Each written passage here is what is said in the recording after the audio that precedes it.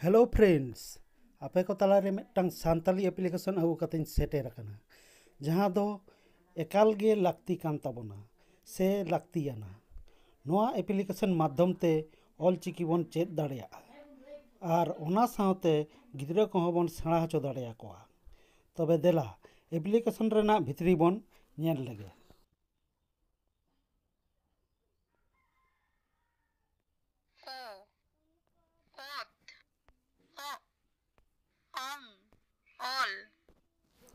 हितो दो special character bone नेला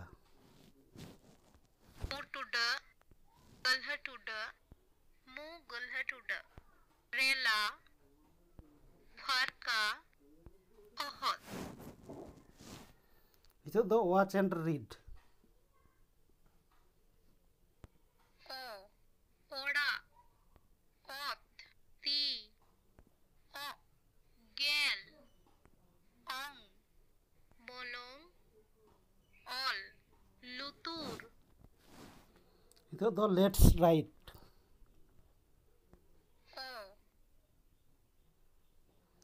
नोआ दो नोंका ऑल कते बोन प्रैक्टिसा नोडे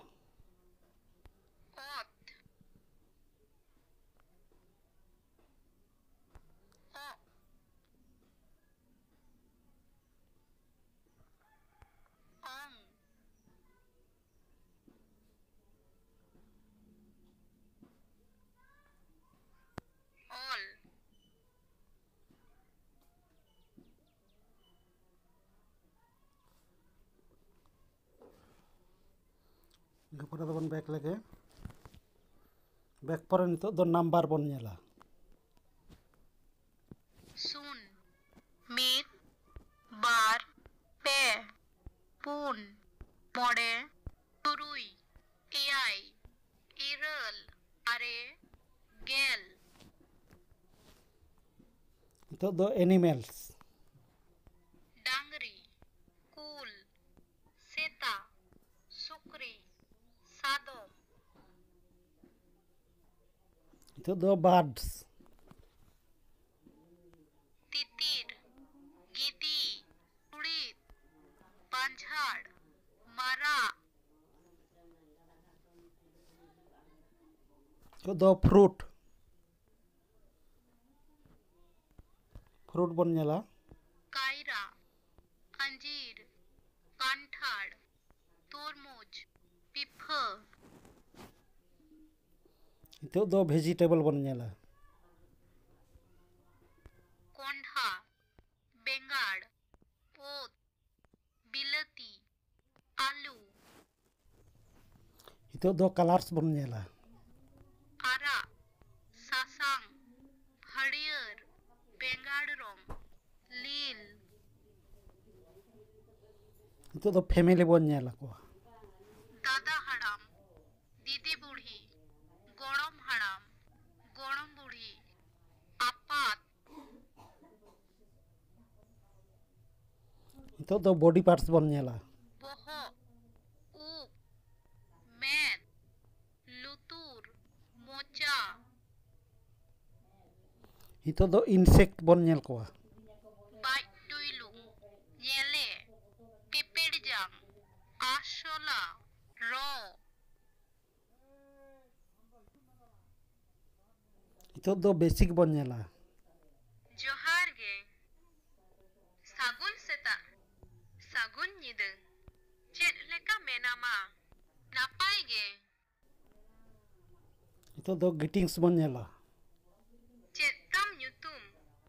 इᱧᱟᱜ ᱧᱩᱛᱩᱢ दो खेरवाल आम दो ओका खनेम हेज आकाना ᱤᱧ दो झारग्राम खनिñ हेज आकाना नितोग दो ट्रैवलिंग बन नेला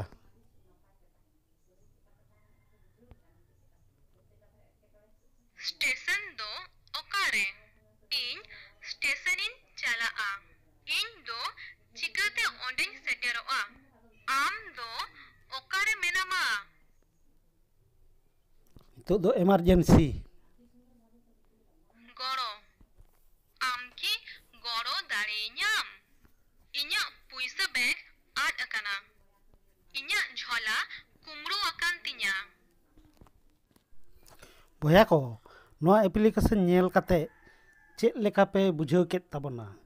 देला नोआ एप्लीकेशन दो प्ले स्टोर खन नामगोआ देला ताहले प्ले स्टोर भितर रेबन चलाव लेनगे नोए जे प्ले स्टोर नेलोक काना नोआ प्ले स्टोर रे क्लिक ताबन पे नोआ प्ले स्टोर पे क्लिक लेखान नोका इंटरफेस हिजुआ नोका इंटरफेस हेज लेनखान सर्च बार रे क्लिक काते नोंडे सर्चिंग ताबन पे जे इजी सान्ताली लार्निंग निये ऑल ताबन पे निये ऑल परे सर्च ताबन पे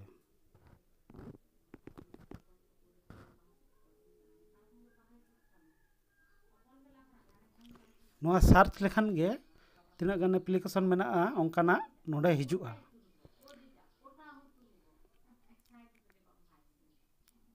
टाइप हुई लेन गे हाँ हुई कना